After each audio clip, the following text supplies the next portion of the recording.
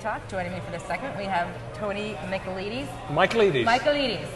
I said it right, didn't I? Welcome to the show. Thank you for having me, Joe. Tony flew all the way over the water to come and tell us about his exciting new venture that you're taking. What water? From Davis Island? Okay, well there's a little bit of water there. Okay. Okay, the engine room.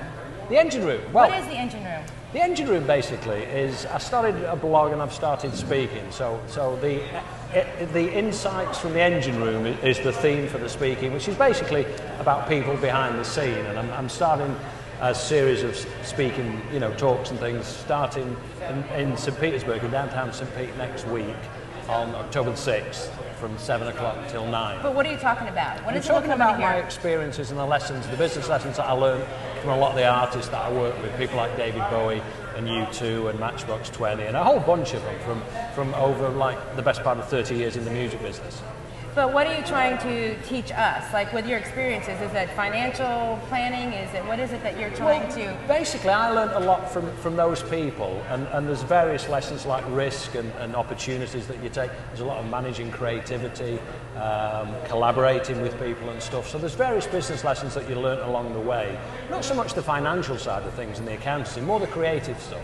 Okay, give us for example, like if we come see you next week, what would be just a 30-second overview of what we might hear? Well, one of the things you'll hear is I first met Simon Cowell in the early 90s.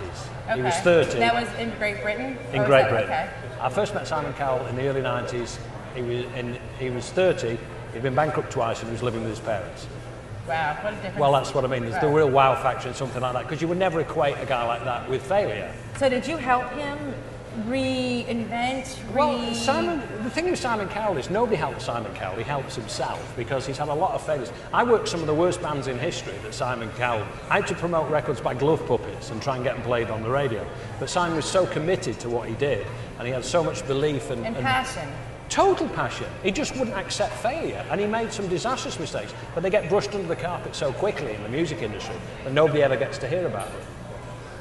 But he must surely had a reputation. No, he's not a good producer. You don't want to probably stick with him. How did he what did he just find the next big thing? Well, Simon Cowell used to work for a label called BMG, and what he did was he worked for the division called Arista, which was Clive Davis's side. Right. But he got a lot of signings and stuff that had failed because they didn't make. He spent a lot of money promoting them and marketing them, and they didn't become hit records. So what they did was they could no longer afford him office space, so they moved him across the building, and RCA, out of sympathy, took him in. And he got really lucky with a couple of actors called Robson and Jerome, who didn't want to make a record, and he pestered and pestered and pestered them so much, offered them millions, and they became the biggest selling record on the entire BMG roster for the whole year. Wow. And that was Simon Cowell's commitment and dedication and pain in the ass about him, that he's just biting away at him.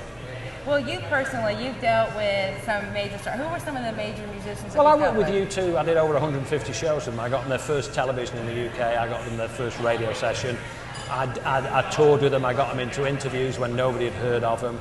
I've watched them play in a pub in Manchester, my hometown, to 9 people, 3 of whom came with me. And then I'll go and watch them at the Forum here, and I stand on the desk and I look around and I still get shivers up my back, because you see something like that, which was just a bunch of hungry little Irish kids come through. But the thing with U2 is they learned from everybody around them. Everybody, they sourced every little bit of knowledge and information that they could. And they got lucky, because after Live Aid, where they thought they'd blown it, they woke up the next morning and everybody said that, they stole the show. Who else are some of the artists? I mean, David Bowie. I was his publicist in '97, but in 1972 I went to see him as an 18-year-old, and I saw him split up the Spiders from Mars.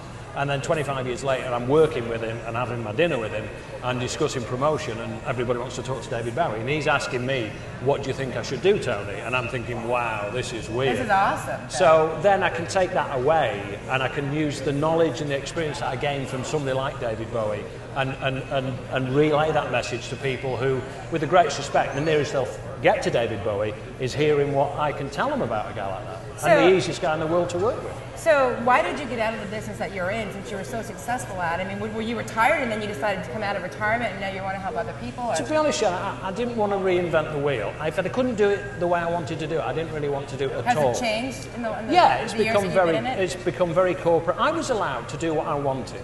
I would have somebody phone me up and say, we've signed this band, let me send you a tape, tell me what you think of it, and then, you know, put together a promotional plan. And it wasn't like how much we were going to spend or anything like that. It was just left to me to take them to where I saw this is the a most mall important. band. We'll start them off in a mall. Or something. I mean, is that? Yeah, no, this is. thinking? We're talking about U2. We're talking about Massive Attack. We're talking about Matchbox 20, the first promotion in the UK. They'd sold 3 million records here, but they hadn't got a clue what to do in the UK. Their manager entrusted me to tell him what was worth his band doing, because they were big in Australia, they were big in Germany. Is it worth me spending $40,000 to bring them to England to do something, or am I wasting my time?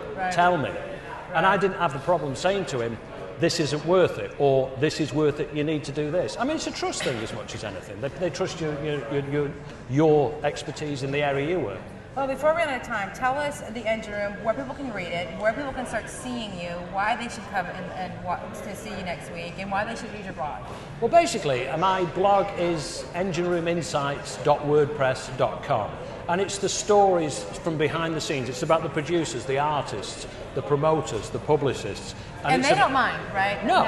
Okay. And there's no sex and there's no drugs and rock and roll. That isn't rock and roll. It's boring. Nobody cares who slept with everybody. It's like all over every other TV show. It's in every paper. Right. My stories are, dare I say, a little more interesting in as much as I'm not trying to build a reputation or a name for myself from dishing the dirt. I'm not interested. It's like, you know, people like Russell Brand can go and do that and slag Jonas Boys off and stuff like that. I'm interested in telling you what drove David Bowie. I'm interested to tell people why, when I got in my car in between David Bowie shows, when I watched him play for 2 hours, that I listened in the car for 2 hours to his records, what he did for me, how he motivated me, how he inspired me. That passion. Totally, totally. So tell us where you're going to be, and you're starting these speaking events. Yeah, I'm going to start this on October the 6th in downtown St. Pete at Studio 620, and I'm really looking forward to it. For me, it's like my first day out in a new job, and it's like it's almost like everything that I've done, I want to do all over again. I want to do what U2 did at the point when just after before the Unforgettable 5, when they said, I want to go away and I want to dream it up all over again. I mean, that's why I came here, and I am starting it all over again. I can't wait. And so far, you're doing well. Give us your URL one more time. My out? Your website, one more time. It's engineroominsights, all one word, .wordpress.com. And there's about 35,000 words up there already. So I haven't really started. If I live to be 150, I'll finish it. Thank you very much. Thank you. Good luck to you next week. Thank you. Keep us posted. Let us know as you're touring or going around where you're going to be. You have no choice. Thank you. You're welcome. We're going to take our next break. As soon as I return, we're going to be chatting with Doug Noble.